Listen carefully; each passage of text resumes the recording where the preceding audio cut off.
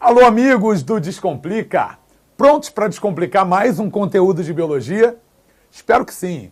Maravilha! O objetivo da aula de hoje é falarmos sobre embriologia, ou seja, o ramo da biologia que é responsável pelo estudo do desenvolvimento embrionário dos seres vivos como um todo. Bom, estudar a embriologia humana é sempre bastante complicado, gente.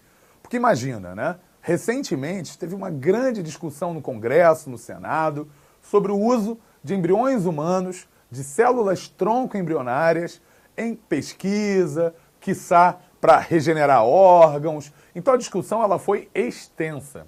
E a embriologia ela é bastante antiga. Ora, então como que um estudante de medicina, como que um estudante de biologia, um estudante de enfermagem, ele vai ter uma aula prática de embriologia? E a resposta é buscando embriões que têm um desenvolvimento embrionário bastante semelhante ao nosso. Por isso que, por exemplo, lá nas minhas aulas de embrio na faculdade, a gente fez inseminação em ouriço do mar. E aí, em aquário, a gente fazia inseminação, obtinha um embrião e analisava o seu desenvolvimento, que tem uma certa semelhança com o nosso. Mas o sistema mais ideal para entender o desenvolvimento embrionário é o anfioxo, que é um bichinho que você nunca deve ter visto na vida. É um bichinho extremamente simples, mas embora seja aparentemente simples, ele é um cordado como nós. Ou seja, ele é do mesmo filo que o nosso. Ou seja, o desenvolvimento embrionário dele é bastante próximo, é bastante parecido e facilmente replicável, por exemplo, numa sala de aula prática. Então dá uma olhadinha aí na imagem do anfioxo, só para você ter uma ideia. Tá? Então olha aí a imagem. Esse bichinho que você está vendo é o anfioxo, um bicho extremamente simples, porém é a base do entendimento da embriogênese humana. Então eu vou estar falando agora sobre o anfioxo, mas na verdade o objetivo é dane-se o anfioxo, porque o objetivo é falar sobre a embriogênese humana. E onde houver alguma diferença, eu vou chamar a atenção, porque aí ela vai ser importante para você entender melhor a nossa embriologia. Lelê? Buenas. Espermatozoide do papai, nadou, encontrou o óvulo da mamãe, houve a fecundação. Essa fecundação, ela ocorre normalmente no terço superior da tuba uterina, na antiga trompa de Falópio.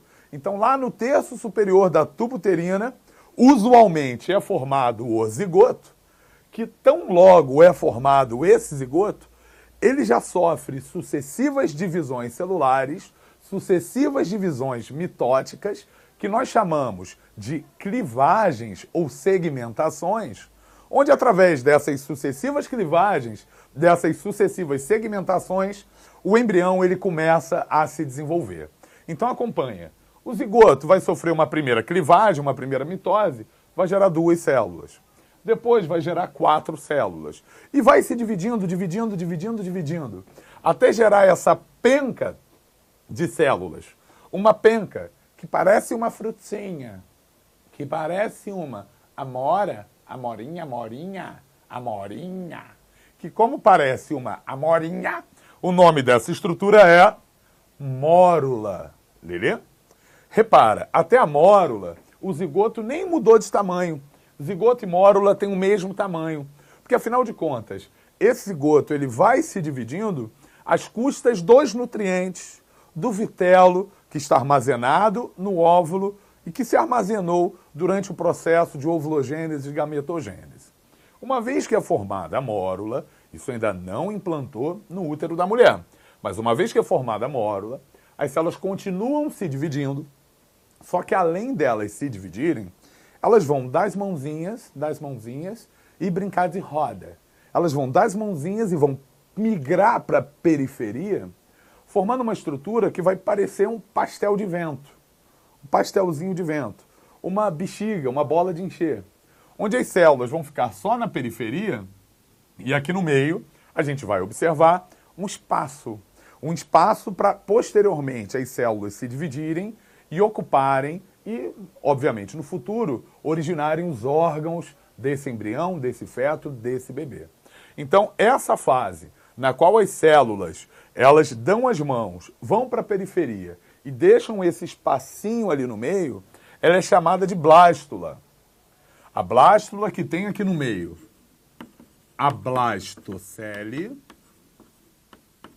que é a tal cavidade, e tem as células somente ao redor, somente na periferia. Todas as células que vão do zigoto à blástula, todas essas células são chamadas de blastômeros. Guardem esse nome, tudo bem? Blastômeros. Por que é importante esse nome? Porque em algum momento, meu caro aluno, eu falei aqui de diferenciação celular. Em algum momento eu falei, essa célula vai gerar o olho, essa aqui vai gerar um umbigo, essa célula vai gerar o cérebro. Em momento nenhum eu falei sobre isso. Por quê? Porque essas células do zigoto à blástula são células totipotentes. Células que podem tudo. Células não diferenciadas que poderão originar qualquer parte desse ser vivo, qualquer parte desse indivíduo.